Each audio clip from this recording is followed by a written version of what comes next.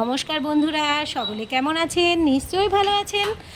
আজকে আমি চলে এসেছি একদম নতুন রেসিপি নিয়ে, কলাই ডালের কোপ্তা। তো নিরামিষ দিনে নিরামিষ তরকারি একদম জমে যাবে। তো চলুন জেনে নেওয়া যাক আমি কিভাবে কী দিয়ে কী উপকরণ দিয়ে করলাম, আপনাদের সঙ্গে শেয়ার করে নিই চটপট। কলাই ডালটাকে আমি আধা ঘন্টা ভিজিয়ে রেখেছিলাম।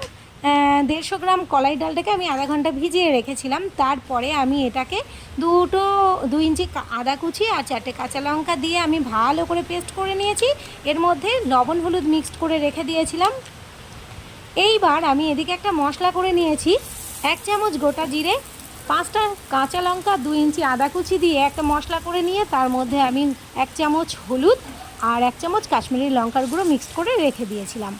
কলাই ডালটাকে আমি ভালো করে ফেটিয়ে নিয়ে কড়াইয়ে তেল গরম করতে দিয়ে সুন্দর করে বড়ার আকার দিয়ে এগুলো আমি ভেজে নিয়েছি। আর এই বড়াগুলো লাল লাল করে যখন ভেজে তুলে নিয়েছি, আমি আপনাদেরকে অবশ্যই একটা ভেঙে দেখাবো যে কত সুন্দর দেখতে হয়েছে। আর এই বড়াগুলো যেমন বিকেলে চায়ের সাথেও খাওয়া যায় আর তেমনি ডালের সঙ্গেও খাওয়া যায়। এদিকে আমি কোপ্তায় দেবার জন্য কিছু বড়া একটা বাটিতে জল গরম করে তার মধ্যে দিয়ে দিয়েছি, কারণ দেখুন যখন ঝোল করব তখন কিন্তু বড়াগুলো অনেকটাই ঝোল টেনে নেবে।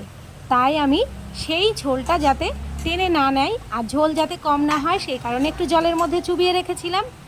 এদিকে আমি লাল লাল করে ভেজে রাখা কিছু বড়া তুলে রাখছি। দেখুন বড়াটা কত সুন্দর আর কত সফট হয়েছে, দুর্দান্ত। তো অবশ্যই করে আপনারা ট্রাই করবেন। এদিকে আমি কোপ্তার মধ্যে আলুগুলোকে দেবো বলে আলুগুলোকে ভেজে তুলে নিয়েছি।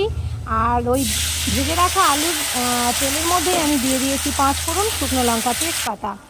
আর আমি যে মশলাটা করে রেখেছিলাম সেই মশলাটা আমি দিয়ে আলুগুলোকে ভালো করে কষিয়ে নিয়েছি।